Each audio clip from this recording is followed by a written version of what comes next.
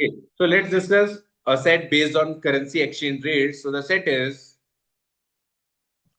Amir is traveling to four countries PQRS, which have four different currencies ABCD in any order.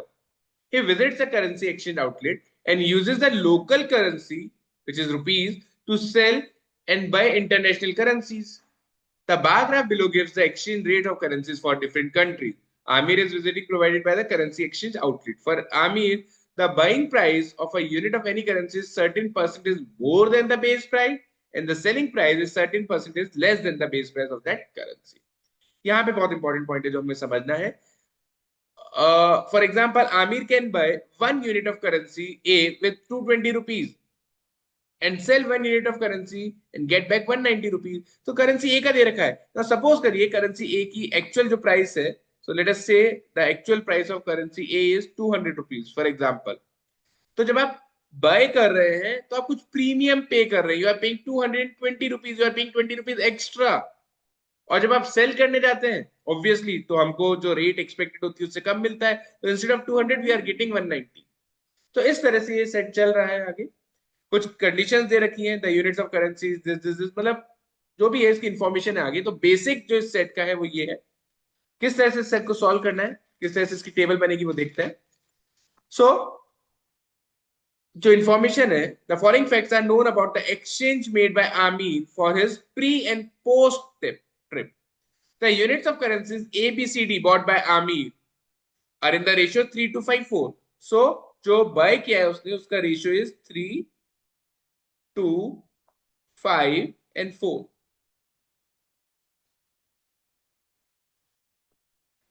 And the units of currency sold by Aamir post trip, obviously जो रह गई है उस currency का आमिर के लिए कोई यूज नहीं तो उसको वापस सेल करेंगे. And the ratio of those is 2:1:4.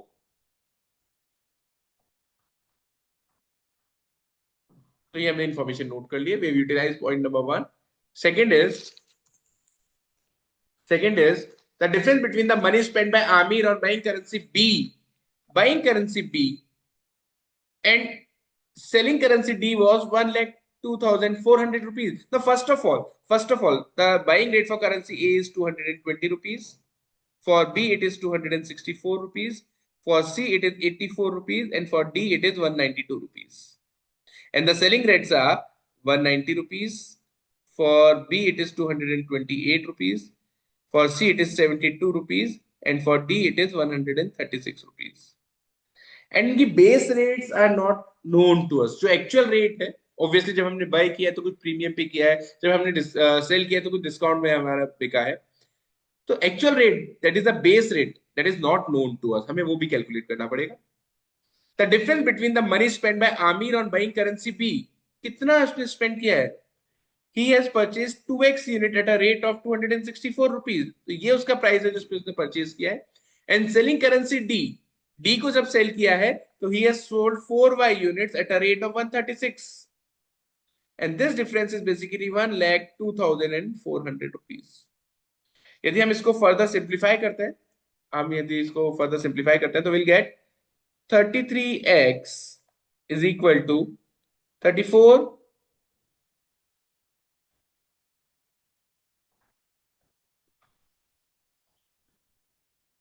34y plus 6,400 rupees. इसको सिंप्लीफाई करना, 8 से डिवाइड करना फर्दर जिस तरह भी करेंगे, we finally get this equation. Fine, ठीक है, समझ में आता है. If Amir would have received the base price as the selling price for currency C, then he would have received 1,200 rupees more. यदि आमिर को C की जो बेस प्राइस है सेल करते टाइम वही रेट मिल जाती तो उसको 1,200 रुपीज एक्स्ट्रा मिल जाते. Now the base price of C as of now is not known to us. उसने 2y यूनिट सेल की है. यदि वो C में करता इंस्टेड ऑफ 72 रुपीज तो उसको 1,200 रुपीज का बेनिफिट होता. फाइन, ठीक है, नोट कर लेते हैं. Then fourth, the currencies of country P and Q were bought at 10% above the corresponding base exchange rate and their selling rates were 5% below. So basically जब मैंने P और Q को बाय किया है तो प्लस 10% पे किया है और सेल करते टाइम -5% हुआ है. तो ओवरऑल जो डिफरेंस है दैट इज ऑफ 15%. ठीक है, एक बार यहीं रुकते हैं. 15%. अब आप देखेंगे For A, the difference between the buying rate and selling rate is 30 rupees. तो 50% 15% 30, हाँ हो सकता है, right? 1% will be 2, हो सकता है, quite possible. If we check it for B, 15% is equivalent to, now what is the difference between the selling rate of B and the buying rate of B? Now that is coming out to be how much? 36 rupees, I think, right? So again, this is quite possible. This is also an integer value. ये भी हो सकता है. Now we assume कि C came at 15% का difference रहा होगा. So 84 and 72 is 12. Right? ये एक वैल्यू आई है. और यदि हम D के लिए लेते हैं 15%, now the difference is I think 56 rupees. तो क्या ये 15% डेफिनेटली हम कह सकते हैं किसके लिए रहा होगा या किसके लिए नहीं? If we assume it was C, तो 15% of C must be equal to 12, right? 4, 5, 20. The value of C from here comes out to be how much? 80. पर ये जो 80 बेस वैल्यू आया है, जो बाइंग प्राइस था वो 10% ज्यादा होना चाहिए था, और जो सेलिंग प्राइस था वो 5% कम. तो इस केस में बाइंग प्राइस उतना होना चाहिए था 88 और सेलिंग प्राइस होना चाहिए था 76. But then this is not the case. Buying price तो 84 है. So from this we can say that this 15% for 12 is not applicable in case of C. उससे अलग वैल्यूज मिल रही है हमें, ये पॉसिबल नहीं है, हटा देते हैं. तो फिर ये जो 15% है ये D के लिए चेक करते हैं बच्चों एक बार, D के लिए पॉसिबल है या नहीं है. So in case of D, 15% of D must be equal to 56, right? अब आप देखेंगे यहां तो आई थिंक कैंसिल आउट होने में दिक्कत आ जाएगा. ये 5 से हम कट करते हैं तो this value is not divisible by 3, so this will be in points decimal, again not possible. So we are now pretty much sure that the 15% values that we have in two cases, that in case of P and Q, these value must be for A and B only. जो P और Q country है वहां पे A और B currency ही चल रही होंगी, because this 15% is not applicable to any other country. C and D में applicable ही नहीं हो रहा है, पॉइंट्स में आ रहा है. ठीक है, एक बार करके देखते हैं. Is it applicable for a? क्या ए के लिए एप्लीकेबल है? करके देखते हैं बच्चों. तो 15% of A must be equal to how much? 30. ये तो सिंपली कैंसिल आउट हो रहा है और ए की वैल्यू से हमको 200 मिल रही है. तो सपोज ए की वैल्यू इज 200, उसका 10% अबव हमने बाय किया होता तो बाइंग रेट मस्ट बी 220, और 10% बिलो हमने बेचा होता तो that must be 190 selling rate. Exactly same values दे रखी है. तो now we are pretty much sure कि दिस वैल्यू 15% का जो गैप आ रहा है that is for A, and the base price for A was 200 rupees. आपने 10% ज्यादा में उसको खरीदा है, 10% 5% लेस में आपने बेचा है. वैल्यूज मैच कर रही है. Now let us check for B as well. एक बार बी को भी चेक कर लेते हैं, ऑल्दो वी आर श्योर कि बी में भी हो जाएगा, बट स्टिल एक बार चेक करते हैं. Okay, so in case of B, 15% of B must be equal to how much? The difference is how much, बच्चों? 36, right? So this is 3 on 20, and this on cancelling will be 240. तो 240 यदि हम B की value लेते हैं तो 240 का 10% is 24. Selling rate buying rate होना चाहिए था 260, which is there, and 5% का डिफरेंस मतलब आपका 12 रुपीज का डिस्काउंट, 228 आपका सेलिंग रेट होना चाहिए था, विच इज देयर. तो नाउ अगेन जो 15% का जो क्राइटेरिया लग रहा था हमको मिल गया. वो किस किस के लिए लग रहा था? That was for A and B, and the base price for B was 240 rupees and that for A was 200 rupees. यहां से हमको श्योरिटी आ गई है. तो ये वाला पॉइंट मैं इरेज कर देता हूं पूरा. You need to have some space. यहां से इरेज कर देते हैं. तो पी और क्यू कौन? अच्छा, अब out of A and B both are satisfying this condition कि the currency was bought at 10% premium and sold at 5% discount. Both are satisfying this condition. So out of A and B, which is Q and which is P, we are not sure about this. तो ठीक है, कोई दिक्कत नहीं है. हम यहाँ लिख देते हैं कि out of the one country is P and the other one is Q. We are not sure which one is P and which one is Q as of now. तो हमने ये यूज किया. आगे देखते हैं. For country R, यहां से हमारा आगे कंटिन्यू करना है. For country R, the currency was bought 12% above the corresponding base exchange rate. For country R, जो रेट थी वो 12% ऊपर था बच्चों. तो for country R the buying price must be equal to 112% of the base price जो भी है. तो एक बार सी के लिए चेक करते हैं, सी के लिए पॉसिबल है क्या? इफ दिस वाज सी, तो this must be equal to 84. ये होना चाहिए था 84, राइट, क्योंकि जो आपका 12% प्रीमियम पे आपको मिल रहा है, तो 84 होना चाहिए था। यहां से यदि हम चेक करें बच्चों, तो if we cancel this out with 7, तो 7 into 12 is 84, right, and 7 into 16 is this. Now if we cancel this with 4, yes, the value of C is coming out to be 75, which I think is quite possible. 75 rupees की currency थी, आपने उसको premium पे 84 में बेचा है, 12% premium, and you are selling it at discount of 3 rupees, और 3 का जो डिस्काउंट होता है आउट ऑन 75, दैट इज 4%। तो for currency C we have got the values now. इसका बेस प्राइस इज 75, इसका जो इंक्रीमेंट रहा है वो +12% पे आपने खरीदा है, और इसको बेचा है -4% पे आपने बेचा है। And these value for P and Q were +10% पे आपने बाय किया है, और -5% पे आपने सेल किया है। ठीक है, ठीक है। Now we are left with this was for country R. तो हमें आर भी पता चल चुका है कौन सी कंट्री थी। पी क्यू में we have a doubt, but we can say that currency D is for country S only. That is the only option left now. तो बच्चों काफी हद तक हमने ये पता लगा लिया है कि कौन सी बेस रेट्स क्या क्या थी, कंट्रीज कौन सी थी जिसमें जो करेंसी चल रही थी। फर्दर जो ये इक्वेशंस है इनको देखते हैं हम किस तरह से सॉल्व कर सकते हैं आगे। Now when we have got the value of C as 75, so can we substitute the value of C over here and find the value of Y? We can definitely do that, right? यहां से हम जल्दी से ये करते हैं। Now 2y into c is what? 75. 75 ये रहा, हमने कैलकुलेट किया है अभी। So 75 minus 72 is 3. There is 1200. Now this 6y is 1200, तो y comes out to be 200.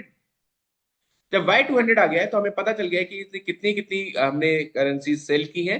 So 400 हमने यहाँ पे सेल किया है यूनिट्स, 200 यूनिट्स यहाँ पर सेल किया है, 400 यूनिट्स यहाँ पर सेल किया है, और 800 यूनिट्स हमने यहाँ पर सेल किया है, right? When we have the value of y, now this 33x is equal to the 6800 plus 6400 is 1 lakh 13,200, right? So x from here comes out to be 400. तो x की भी वैल्यू पता चल चुकी है। तो यहाँ पर हमारे पास देवर 1200 यूनिट्स, यहाँ पर वी हैड 800 यूनिट्स, यहाँ पर 5x is 2000 यूनिट्स, एंड यहाँ पर we had 4x is 1600 units. तो बच्चों हमें सब कुछ पता चल चुका है, ऑलमोस्ट सब कुछ पता चल चुका है। So now we can move to the question part. Okay, so the currency for country R was sold by Amir at an exchange rate इतना % below the corresponding base exchange rate. तो जो selling price रहा है वो कितना % down था for R? For R, so for R it was 4% down. हमने ये देख रखा है currency C जो है, right? For R it was 4% down. जो selling price था वो 4% कम रहा था. So answer to this question is 4%. Second, how many units of currency S did Amir spend on the trip? Currency S, they are talking about currency S. Currency, so basically we are talking about this D part. तो उन्होंने कितनी currency spend की थी? उन्होंने bye कितनी की थी? 1600 units. उन्होंने सेल कितनी की है? 800 यूनिट्स। तो ये 800 बच गई थी जिनको उसको सेल करना पड़ा वापस से। तो basically he spend 800 units of currency S. जो भी एस की करेंसी थी उसका 800 यूनिट्स उन्होंने स्पेंड किया है। Maximum how much money Aamir could have received more if he sold the currency of P at the base exchange rate. Now see, we are not sure about P. जो country P है वो कौन सी है, हम उसका idea नहीं है अभी। ठीक है, बट एक काम करते हैं ना बच्चों, इसको मैं थोड़ा इरेज कर देता हूँ। Okay, we don't have any idea about P कौन सी वाली है, बट हम दोनों केस चेक कर लेते हैं। उन्होंने मैक्सिमम पूछा है। So if P in country P the currency was A, तो क्या रहा होगा? क्वेश्चन वाज एक्स्ट्रा उनको कितना मिल गया होता। तो देखिए उन्होंने 400 यूनिट सेल की है, जो बेस प्राइस है दैट इज 200, उन्होंने सेल किए 190 में। तो यदि उन्होंने बेस प्राइस पे सेल कर दिया होता तो उनको 10 रुपीज पर यूनिट का एक्स्ट्रा मिल गया होता, that makes it 4000 rupees. Now if P in country P the currency is B, तो उन्होंने कितना सेल किया है बच्चों? 200 यूनिट सेल किया है, और हर यूनिट पर उनको कितना एक्स्ट्रा मिलता? The base price was 240 and he has sold it at 228 rupees. तो 12 रुपीज हर पे उनको एक्स्ट्रा मिल गया होता, तो 2400 उनको एक्स्ट्रा मिलता। But in the question it was asked about the maximum value, so that is definitely 4000. So the answer to this question is 4000. Last, if Amir bought currency D at P% above the corresponding base exchange rate and sold the currency D at P minus 5% below the corresponding exchange rate, then what is the value of P? Now see, this let the base price of this currency is D only. So this 192 is basically D plus P% of D. आपकी base price से भी आपको कुछ P% extra देना पड़ा है, right? And this 136 is your base price minus P minus 5% of D. तो बच्चों यदि इसको सॉल्व करें अपन, तो if we take D common, तो this will be 192 is equal to D 1 plus P on 100 divided by 136. If you again take D common, so this will be 1 minus P minus 5 by 100. So in this way, this D and D will get cancelled out. आप इसको solve करके you can find the value of P. I think that will come out to be we need to check. एक बार इसको solve कर ही लेते हैं अपन यहाँ से जल्दी से. Okay, so if we cancel this out by 8, so I think this will be just a second. Okay, so यदि अपन इसको cancel करते हैं बच्चों जल्दी से, so I think 24 8 times is this and this is 17 और इसको क्रॉस मल्टीप्लाई करके जल्दी से सॉल्व करते हैं. किस तरह से करते हैं मैं करवा देता हूं आप लोग को सॉल्व ना. तो कैसे सॉल्व करना है इसे? So this is 24 minus 24 into P minus 5 over 100 and this must be equal to 17 plus 17 P over 100. So this is 7 is equal to 24P minus 120 plus 17P upon 100. So this 820 is basically how much? 41P and P from here comes out to be simply 20. So the value for P over here is 20. So बच्चों बहुत अच्छा question था. इसमें सीखने को मिलता है कि किस तरह से एक पर्टिकुलर टाइप ऑफ क्वेश्चन है तो ये किस तरह से इसको सॉल्व करना चाहिए. आई होप आप सबको ये क्लियर होगा अच्छे से. Thank you.